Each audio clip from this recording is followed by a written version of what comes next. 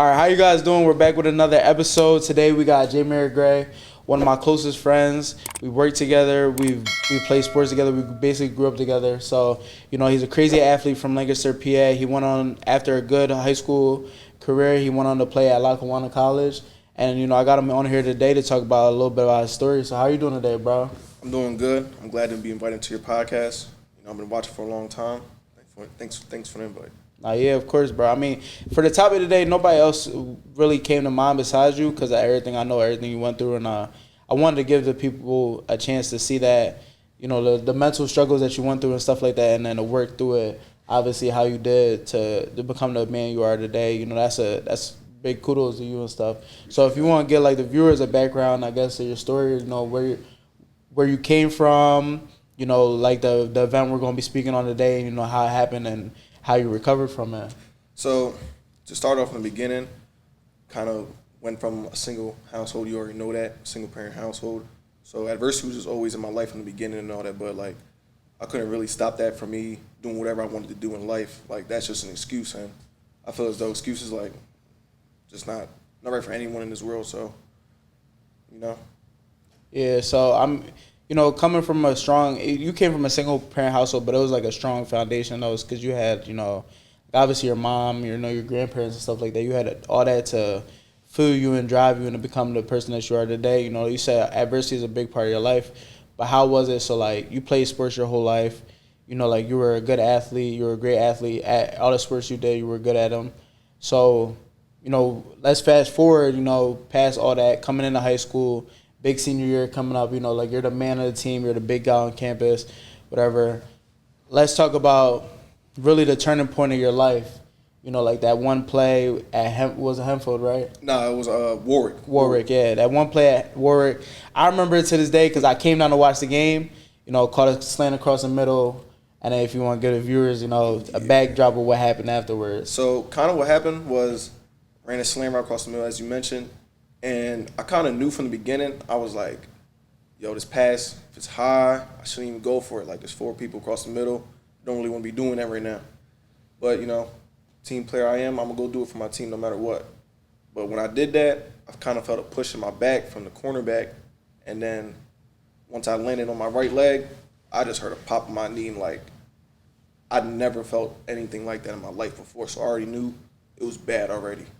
So what was the end result? What was tell them the results of it. I think I tore my ACL, sprained my LCL, my PCL, and I had a bruise on my knee bone so bad that it could be considered a fracture. So basically shredded your knee. Yeah. Shredded your knee to this. Yeah. So I mean, coming from that, you were on a high path. You were probably on pace to set probably a lot of single season records at McCaskey that year. Coming off of was that the game after Warwick or the game after Reading? I think it was a couple. It was 2 games after Reading after a 4 touchdown performance at home, which is, that was a big game of your year. What was your mindset immediately in that moment? You come down, you hear the pop in your knee, and you're just laying on the field. And if you've never played sports before, whenever someone gets injured, it's like a silence. Everybody goes silent. The crowd, the players, and it's just you're left there alone on the field. You're just laying there. What was that? What was your first initial thought? Just laying there on the ground. My first initial thought was damn, all my work that I put in the off season when no one was watching, it was just me, a couple of my teammates, Patrick, E.T., you even, all that work for what? I just really just wasted it all and all that. I just really started questioning everything I did up to that point. But I couldn't really think like that in that moment, but it's different. You put all that work on the field and all that, so it's just yeah. So that was my sophomore year at college. It was a year after. Probably no, I'm lying. That same year was my freshman year at college. In that spring, I sprained my MCL. Yeah, I remember you mentioned that. Yeah. So close. It was like a quarter away from a complete tear off the bone. So I sprained it, and I know my immediate thought was hatred. It was pure hatred. I hated everybody. I hated the coaches. I hated the players. I don't know. I was turned. Like I was like, oh, why? I was at the point where I was so mad and depressed, and I was like questioning if God was real. Like I was like, bro, there's no way I went through all this. I got this opportunity, and this happened to me. And it was like all that went through, and that was like that was probably the most severe adult adversity I have faced up until this day. So because it was, you put a lot of work in as an athlete and as a person, you put a lot of work, you invest a lot of your time, a lot of your money into becoming the best version of yourself, and to have it all taken away, it's a moment where you're questioning life. You're questioning a lot of things about life, about like your meaning and your purpose, and because you lose everything you've evolved your life around, which is sports.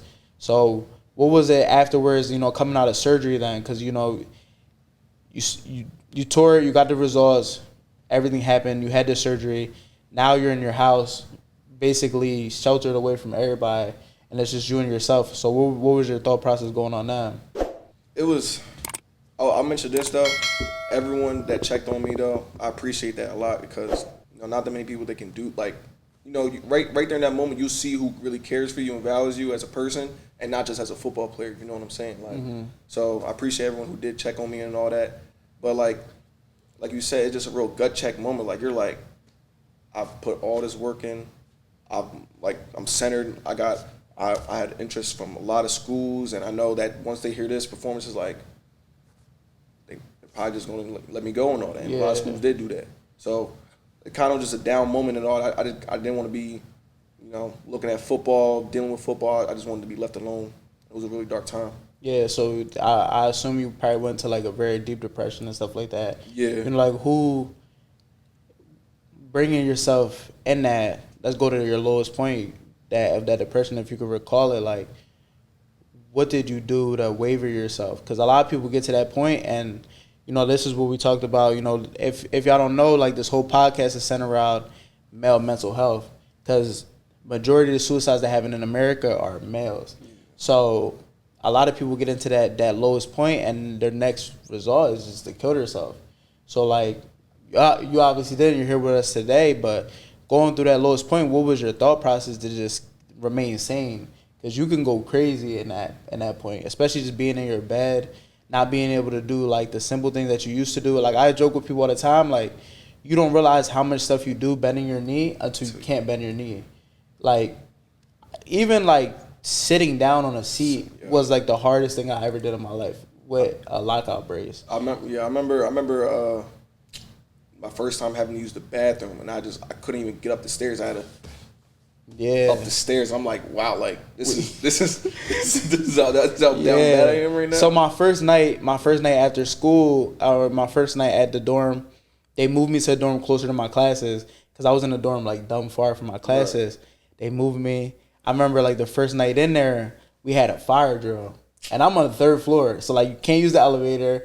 So like I'm like jumping down the stairs, and I'm like, oh, if I fall right now, I'm like shit out of luck. Like nobody's gonna catch me. Like I'm just gonna, this shit is gone.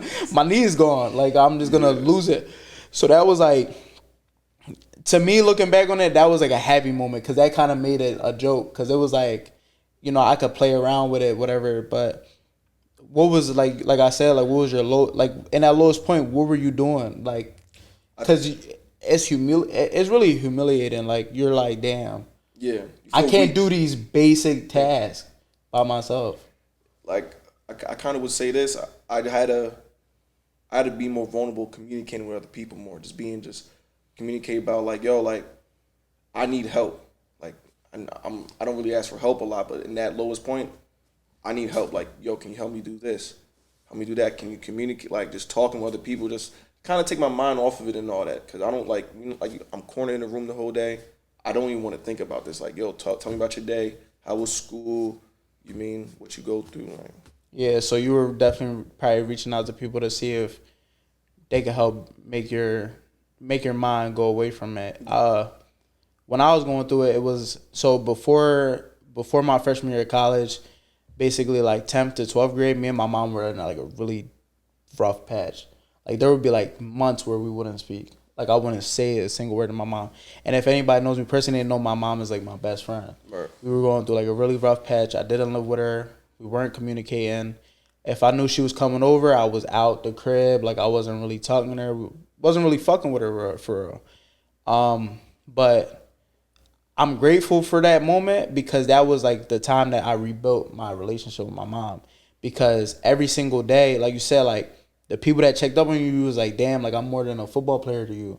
Like, I remember, so I sprained my MCL in Ohio. I had gotten recruited out there to go play at a JUCO out there, and I went out there. I sprained my MCL. I didn't speak to a single coach my whole time through recovery. No coach checked on me, called me, didn't do nothing. And that was like the time where I was like, nigga, I'm out of here. Like I'm not about to do this. We're not doing this because I'm in a vulnerable spot. First off, I'm 6 hours away from my house. Right. I don't know nobody. I don't know nobody. Nobody is even from Pennsylvania and out there. So like I'm in a room by myself. I don't have a roommate. So it's like when I went through all that, it was kind of like my mom was really there for me. Every single day she called me. During spring break, you know, she came and picked me up. She drove 6 hours to pick me up. She drove me back 6 hours. Like she really made sure I was straight. You know, she put me back on her insurance, so I had better health insurance. You know, to take care of my knee and stuff like that. So I would say like, you know, like that. My advice would be not even if you just go through an injury. If you're ever in the lowest point, like you really gotta rely on those people. And it's like that's the vulnerable part. Is like really telling people like, yo, I'm not okay. Yeah. Because in that moment, I wasn't cool. I wasn't okay because it was like, damn, like, nigga, football's all I know. Like, that's all I knew up until that point. I went to college to play football and talk to girls. Like, that was the two things I was worried about. Like, I wasn't in college for academics. Like, right. Bro, I was a the average kid in high school. Right. I'm in college to play football and get girls. Like, that was my thing. So you take one of those things away from me, and now you just got me in a dorm all day. I'm like, damn, like this shit kind of suck. So you know, like that's rely on people when your weakest point is that's definitely like a key factor. Also being vulnerable, but you know, coming out of that, the recovery process, because like I said, like adversity, a lot of it is bouncing back. What was the bounce back process? The coming out of dealing with that and having a recover, what was that like? What did you do? So I started recovery early because, like I said, I just couldn't be pinned up no more in the house. I was like, yo, like, no matter what, next August or next July, I have to be on a football field no matter what. So I started training with my trainer, Jonathan. You see me go there almost every single day and all that, and just giving it my all, because then I realized at that point, like, yo, anything can happen at any point in his life in a single moment. So I just wanted to just go at every single chance I had to get better as a football player, but also I think as me too, because during that process, I looked at myself and I was like, I got this major weakness right now on my body, and I need to turn that into advantage. So double workouts, eating properly again, you know, communicating with others freely more about the knee. Because I think, like I said before, like I would mention a little bit about it, but then I would open completely up about like, yeah, this happened now. It's cool. It's in the past. Fuck it, let's get money now. Yeah. So what was that switch going like? What was the flip of that switch then going from, you know, basically sheltering that? Because that, I feel like it's less about the knee and more about the trauma it induced.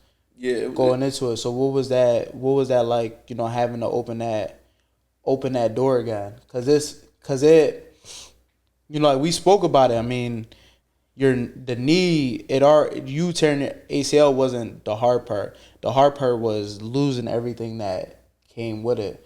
So what was it like opening that door again about, damn, this is where I could have been if this didn't happen? Like, I try not to think about that too much because then I'm going back in steps then. You know what I'm saying? Like, I didn't really want to dwell on the past. I just had to really let that go for a moment and just be like, yo, like, worry about what's happening now and in the future. Yeah. So what were you focused on then to keep your mind ahead and looking forward to the past? Or looking forward to the future, sorry. I'd say when Lackawanna, when they came down. When they came down and talked to me and they see me in my brace and my crutches and all that, they was like, yo, we don't care about none of this right now. We're going to give you a full red shirt the first year. You don't got to worry about nothing. Take your time with your knee. By next fall, it's going to be your season. Yeah, so that was probably the like a highlight of your time. And then shout out to the college coaches that take chances on injured players, because that, again, I don't mean to make it all about sports, because the main topic is adversity, but you know that was probably my turning point too. Was when I had called, so I had left Valley Forge to go to Hawking College in Ohio. I had called the Valley Forge head coach back that spring, probably a month after I had sprained my knee. I was still in a brace, but I was on crutches now, so I was like a little more mobile, I was moving around. I could like semi bend my knee or something, but it wasn't really all the way there. And I had asked him if he had a spot for me to come back, and he told me, over the phone, he said they'll accept me with open arms regardless of my condition I'm in right now. So it's like that was a big thing too, was like having someone accept me and be able to say like, look, regardless of this, like we're gonna help you through it. So that was a big turning point too. Like I said, like those are the people around me, because I could have went and left at any moment there. So those people, keeping me on the straight path, making sure I was cool. And then afterwards, like I had, the old players I played with at Valley Forge, they reached out to me every single day, making sure I was cool. They see my knee. They had me on social media, so they knew my knee was fucked up. So they were like checking on me, making sure I was all right. And that was like a showing of like brotherhood. That's why I'm very avid about like people playing sports, because it brings you a camaraderie that you don't get nowhere else, because you have those people to rely on your tough moments, that you feel a little more accepting to talk to. But so now we're going in. So we talked about the upbringing, talked about the injury, the recovery. We're going into what's your freshman year at Lackawanna, and it didn't end well. Yeah, it was good in the beginning. You were surrounded by very good players. You were in a good scheme, good situation. Everything was supposed to be good. Talk about the ending. So that's another hit again. Yeah. So it was right before COVID. I was having a real good spring ball off season and all that up there. Like you said, we were on all that talent, the knowledge of the coaches and all that too. And then COVID hits. So when COVID hits, all the coaches, we have no spring film. It's just practices. You know how spring practices. Yeah. You're up early in the morning, you're running, you're doing workouts real quick, get to class. But all the coaches now, they're looking at the fall film. Fall, I was in and out of the practices because my knee still kept bothering me. Even though I got cleared still, it was getting back to used to contact every single play, the weight going back and forth. I just wasn't used to it yet again. So I was always in and out of practice. So July comes, Coach Reese calls me. He's like, "Yo, how you doing? How's the family?" I'm like, "Good, good, good." Like, come on, like get to the point. Like, we all knew this call was gonna be coming soon. Like, am I coming back this fall or what? He was like, "Sorry to tell you, but we can't bring you back because your knee. You was always in and out of practice. Like, we need consistency out of you." And I'm like, "I understand that, but you came down Lancaster, PA. You told me, yo, it's cool. You redshirt this first year. We're not gonna rush you back from recovery, nothing. We'll give you this time off, get better. Come that next season, 2020, you're gonna be ready to go." And I felt kind of betrayed from him, because you gave me this bar, and I was like, okay, I'm cool with that. Let me work to that bar, and I was working to it, and you just push me right back down to the ground. So, it kind of hurt. So it was kind of back to like ground zero again, for real, if I'm being honest. Yeah. So what was it like then mentally? Where were you at? Where were you at then? It, like, I ain't gonna lie, right when he said that, I had to mute myself on the call, because like I started tearing up, like, yo, like, you're taking my dream away from me. Like, I feel like I'm getting, like I said, I was getting right back to my point before entering my senior year and all that. I was really getting back to my peak, and you just said, fuck no, you're going right back down to the ground. Yeah, so that had to be like a shot in the dark, because it was out of nowhere. So yeah.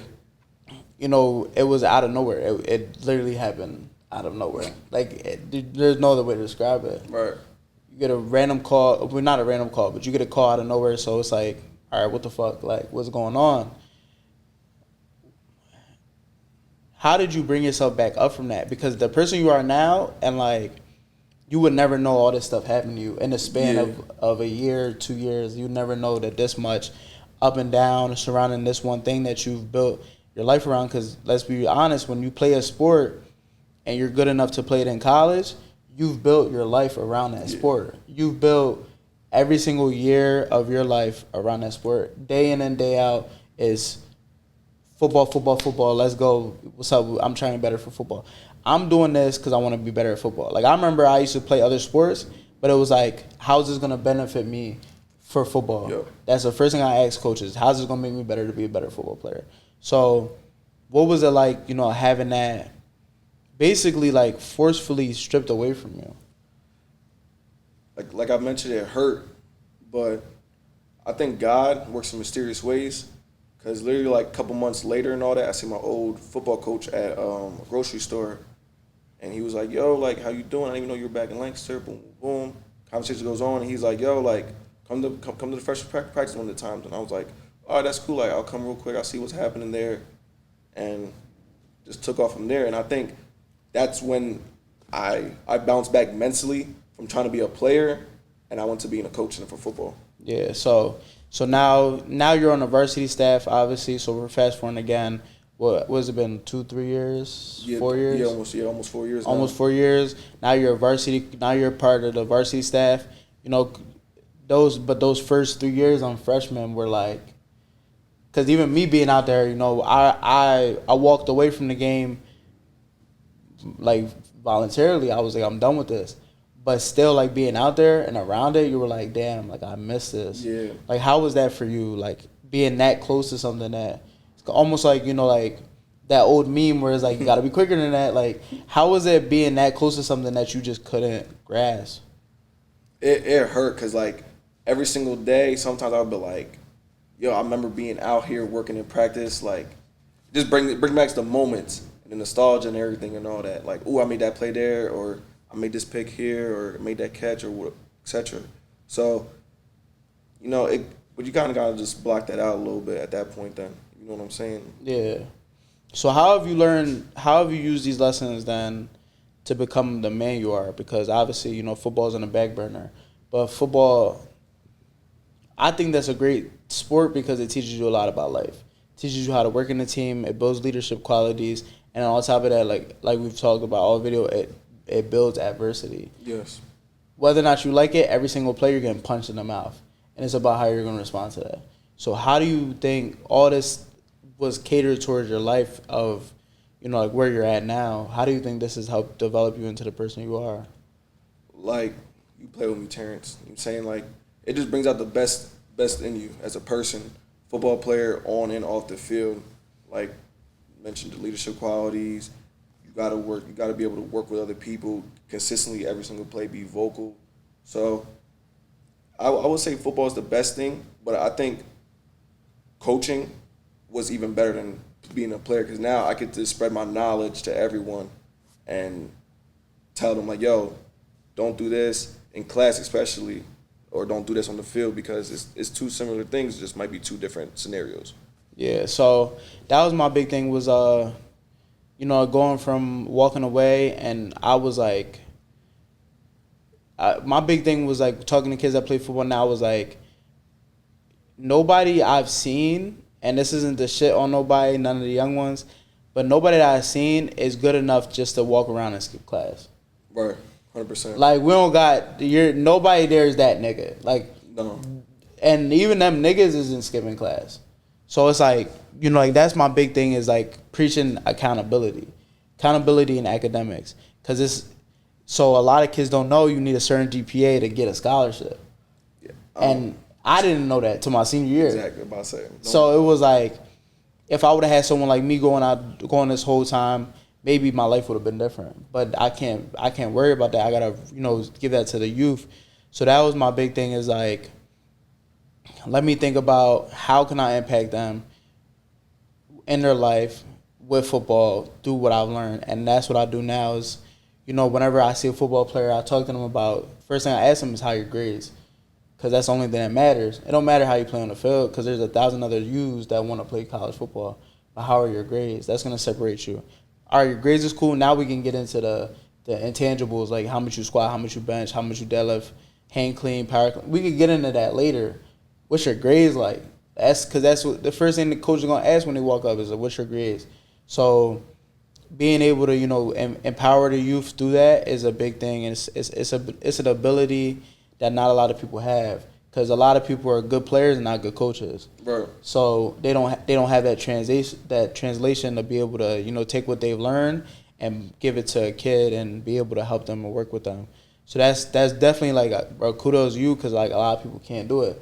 Bro, we've worked on the same coaching staff. For me, we know some coaches that can't coach. So it's like having that ability to be able to do all that is definitely like a huge shot to you. So what's your next move then now? Like, you went through all this. This has happened, has taken you back down to zero twice. You've came back, you've risen up, you've become a better person. What's next for Jamiere Gray? Like, because afterwards, adversity never stops. It's a part of life. Yeah. So what's your next plans now, like moving forward, and how you plan on becoming a better man? Becoming a better man, like right now, I kind of want to focus on myself a little bit right now. Get back to me a little bit. Like I said, I want to start eating right again, working out more, and also too. Then once I build the foundation of me back, give them like more back to the kids then, because at the end of the day, I'm doing this for them then as a coach then. So. But that even has adversity too sometimes. You know what I'm saying? Yeah. We'll speak on that. What's the adversity in that? So, all kids learn differently. So some kids know football language, some kids don't know football language. So it's just hard breaking down what you want to say until they get it. Yeah. So what has it been like giving back to the youth? Because obviously, my job's centered around that. Right. But you're stepping in as a coach. What has it been like? How do you take what you envision yourself from your coaches that coached you? What are the qualities that you bring, and how do you plan on making every single kid better? Because football, as coaches, we're built to make them better men. Yes, that's the big thing. Is we're taught as young men we're here to make you better men. So what are you doing to make them better men? Just teach them independent qualities and all that. Being a leader, you gotta understand like. You're, 16, 17 years old, so you're close to being an adult. And the world's going to view you as an adult, too. So you can't just keep being immature in the classroom, because if you're immature at your job, you're going to get fired. If you horse around your job, you're going to get fired. So you got to understand, leave all the games at home. And barely at home, too, because you got to be a man at home, too. Yeah. So what is a man to you, though? A man to me is someone who can take accountability, responsible, and just being the head of the house, so be vocal. Yeah. So yeah, that's one thing I do now, working with the kids I work with, is I try to make them into better young men. And that one thing I preach is accountability. You have to be able to hold yourself accountable, but also turn around and hold the people that you care about accountable. Because a lot of people struggle to hold their friends accountable. And that's why I surround myself with successful friends and friends that I know are going to hold me accountable when they see, like, yo, I'm tripping.